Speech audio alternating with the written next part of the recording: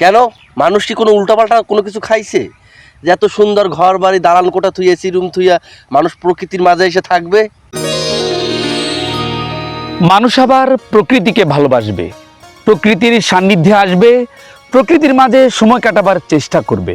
মানুষ আবার প্রকৃতির কোলে ঘুমিয়ে যাবার আশ্রয় খুঁজবে। মানুষ আবার প্রকৃতিকেই সবচেয়ে বেশি আপন করে নেবে। কেন? মানুষ কি কোনো উল্টাপাল্টা কোনো কিছু খাইছে যে এত সুন্দর ঘর বাড়ি দালান কোঠা থুই এসি রুম থুইয়া মানুষ প্রকৃতির মাঝে এসে থাকবে? সোহেল ভাই, মানুষ উল্টাপাল্টা কিছু খাক আর না খাক, মানুষ সে এসি রুম ছেড়ে, উন্নত জীবন ছেড়ে, অট্টালিকা ছেড়ে প্রকৃতির মাঝে আসতে বাধ্য। কেন? অতিরিক্ত তাপ, অতিরিক্ত উষ্ণতা মানুষকে ঘরের বাইরে নিয়ে আসবে, প্রকৃতির প্রতি প্রেম জাগিয়ে দেবে। মানুষের দরকার হলে ঘরে বসে মোবাইল চালাবে, এখানে আসবে কেন?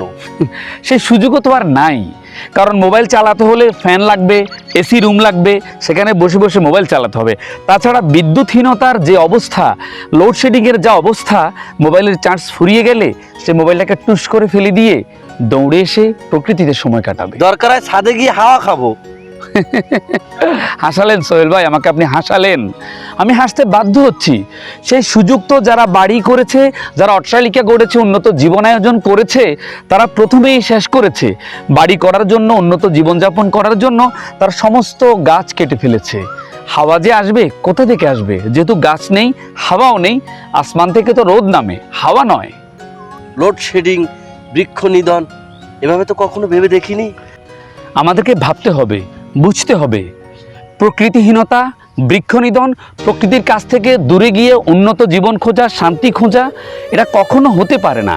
মানুষ প্রকৃতির সৃষ্টি, প্রকৃতি মহান আল্লাহ তাআলার এক অকৃত্রিম দান। এই প্রকৃতিকে ছেড়ে মানুষ কখনোই সুখী হতে পারে না।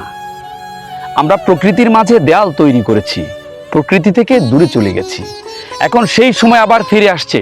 আমরা না জেনে না বুঝে বৃক্ষ কেটে প্রকৃতিকে নিধন করে আমরা আমাদেরই ক্ষতি ডেকে আনছি। যা আমরা বুঝবে আমাদের পরবর্তী প্রজন্ম। তার আগেই আমাদেরকে সিদ্ধান্ত নিতে হবে আমরা কি করব, প্রকৃতির মাঝে বাঁচবো নাকি ইট রডের জঙ্গলের মাঝে বাঁচবো। আপনি কি বুঝতে পেরেছেন? চলুন আমরা এই মুক্ত আকাশের নিচে সবুজ ঘাসের গালিচায় নিজের দেহ দেলিয়ে দেই।